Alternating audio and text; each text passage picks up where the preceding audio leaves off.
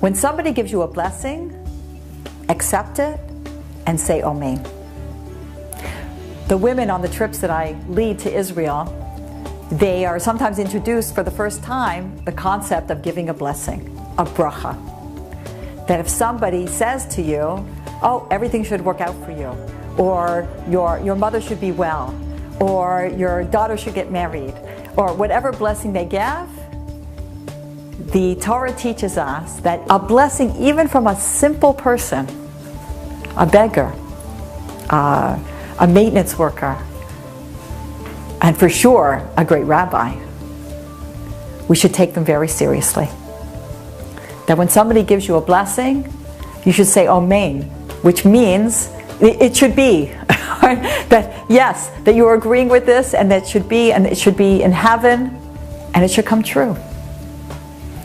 Not only should you accept a blessing, and you should ask people for a blessing. There's an idea that when you go to a wedding, that the bride and groom, well, they have a special connection to heaven that day. They're the king and queen. And you should ask them for a bracha, for a blessing. In any area of life. For sure, when it comes to your children should get married, you should get married. Ask them for a blessing. And after they give you the blessing, you say Amen. So not only receiving, but giving. You don't have to be this incredible person in order to bless somebody. You can give blessings. Every Friday night, you have an opportunity, for those of you who have children, to bless your children. But some of you are thinking like, yeah, but they're not around. They're out, or they're away at college, or you're not home. Bless them anyway. My husband says that blessings are like Superman. They go through walls. They cross time zones.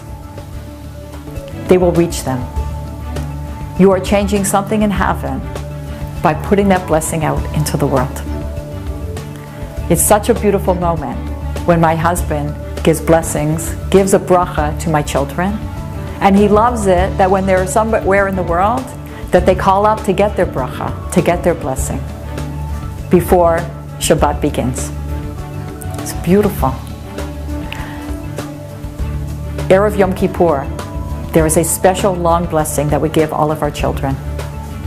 Take the time. Say it. Don't just read it. Remember, prayers should be on our lips, at least in an audible whisper. The person beside you doesn't need to hear it, but you need to hear it. So say it aloud. Go through each one. Every Friday night, and Erev Yom Kippur. Or when they're going off on a trip. Put your hands on their kepis, on their heads, and give them a blessing. Everything should be safe, everything should be well. And remember, when somebody gives you a blessing, you say Amen. May the Almighty answer all of your prayers, and may all your blessings come true. I'm Lori, Almost Live.